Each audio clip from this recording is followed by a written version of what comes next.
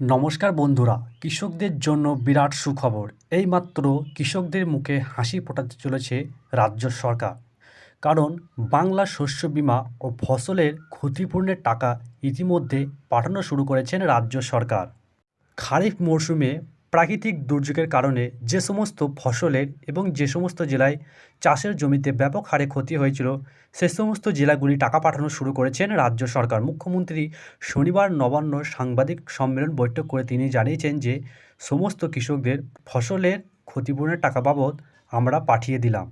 তো মুখ্যমন্ত্রী ডেডলাইনে কি জানিয়েছেন আপনারা দেখে নিন, এবং তার আগে বলে রাখি আমাদের ইউটিউব চ্যানেলটি সাবস্ক্রাইব করে সঙ্গে থাকুন, কারণ আপনাদের একটি সাবস্ক্রাইবার আমাদের কাছে অতি গুরুত্বপূর্ণ। বাংলা শস্য বীমা প্রকল্পে পশ্চিমবঙ্গ রাজ্য সরকারের তরফ থেকে 351 কোটি টাকা ক্ষতিপূরণ দেওয়া হচ্ছে। এর মাধ্যমে ঘূর্ণিঝড়ে ক্ষতিগ্রস্ত কৃষকদের এই টাকা দেওয়ার সিদ্ধান্ত নিয়েছেন রাজ্য সরকার। শনিবার সাংবাদিক সম্মেলন করে মুখ্যমন্ত্রী জানিয়েছেন, ঘূর্ণিঝড়ে ক্ষতিগ্রস্ত কৃষকদের ক্ষতিপূরণ বাবদ বিগত কয়েক মাস ধরে যে পরিমাণ প্রাকৃতিক দুর্যোগ লেগে রয়েছে রাজ্যে, তার ফলে বন্যা, ঘূর্ণিঝড় ও প্রবল বৃষ্টিপাতের দরুন গত বছর ফসলের ব্যাপক ক্ষয়ক্ষতি হয়েছে। কৃষকরা যে পরিমাণ অর্থ বিনিয়োগ করে ফসল উৎপাদন করেছিলেন, প্রাকৃতিক দুর্যোগের দরুন সে সমস্ত ফসল কাটার আগেই নষ্ট হয়ে যায়। এর ফলে কৃষকদের অর্থনৈতিক অবস্থার অনেকটাই ক্ষতি হয়ে যায়। এই প্রাকৃতিক দুর্যোগে বিপর্যস্ত কৃষকদের সহায়তা করার জন্য পশ্চিমবঙ্গ সরকার বাংলা শস্য বীমা প্রকল্প চালু করেছিলেন। সেই বাংলা শস্য বীমা প্রকল্পের ফসলের ক্ষতিপূরণ টাকা মুখ্যমন্ত্রী দেওয়া শুরু করেছে। মুখ্যমন্ত্রী মমতা বন্দ্যোপাধ্যায় জানিয়েছিলেন, যে পরিমাণ ফসল ক্ষয়ক্ষতি হয়েছে তার জন্য ক্ষতিপূরণের টাকা দেওয়া হবে রাজ্যের কৃষকদের। অবশেষে এই প্রকল্পের অধীনে ক্ষতিপূরণের টাকা কৃষকদের ব্যাংক অ্যাকাউন্টে পাঠানো শুরু হয়েছে।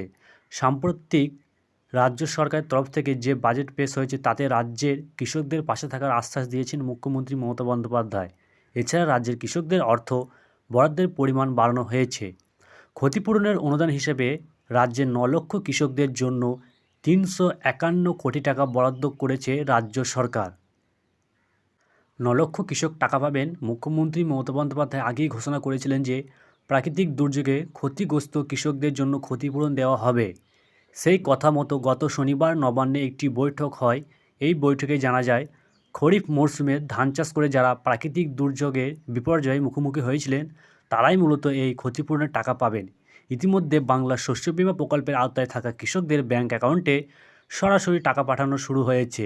বৈঠকে এটাও জানানো হয়, শুধুমাত্র ক্ষতিপূরণ শেষ কথা নয়, পশ্চিমবঙ্গ সরকার কৃষকদের জন্য আরও বাড়তি সুবিধা নেওয়ার পদক্ষেপ গ্রহণ করেছেন।